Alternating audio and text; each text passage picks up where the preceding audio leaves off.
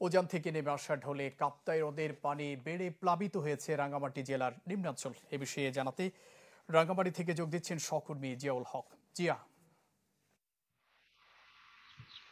জুবাইর, তৃতীয়বারের মতো রাঙামাটির কাপ্তাই লেকের পানি বৃদ্ধি পেয়েছে, যার মূলত কারণ হচ্ছে যে উজান থেকে নেমে আসা যে ঢল এবং এখানকার যে বিভিন্ন এলাকায় যে বিক্ষিপ্তভাবে বৃষ্টি হচ্ছে, তার ফলে আসলে এই যে রাঙামাটির যে নিম্ন অঞ্চল রয়েছে, বিশেষ করে বাগাইছড়ি, লংগদো, জুরাইছড়ি এবং রাঙামাটি শহরের যে পৌর এলাকার ৯টি ওয়ার্ডে আসলে মানুষ জলবন্দী অবস্থায় রয়েছে।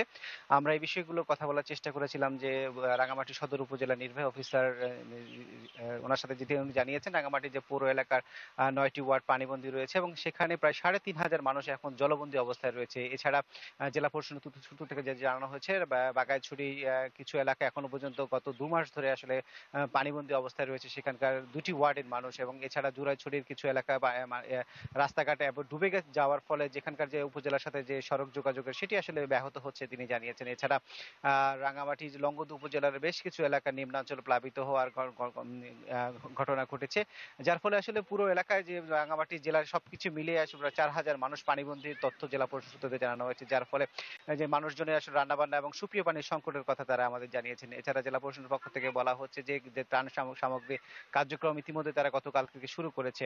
আর অন্যদিকে যে পানি বিদ্যুৎ কেন্দ্র রয়েছে, সেখানে আসলে যে রাঙামাটির যে জলবিদ্যুৎ কেন্দ্রের ১০৯ এমএসএল পানি রাখার ক্ষমতা থাকলেও এখন পর্যন্ত পানি রয়েছে ১০৮.৮৯ এমএসএল, যেটি আসলে অনেকটা বিপদসীমার ছুঁই। খুব তারা বলছেন যে পানি এভাবে বাড়তে থাকলে খুব দ্রুতই তারা এই যেটি আসলে ৬ ইঞ্চি থেকে ৩ ফুট করা হয়েছে সেটি আরো বাড়ানো হবে বলে জানানো হয়েছে। জুবাইর, এই ছিল রাঙামাটি থেকে আমার কাছে।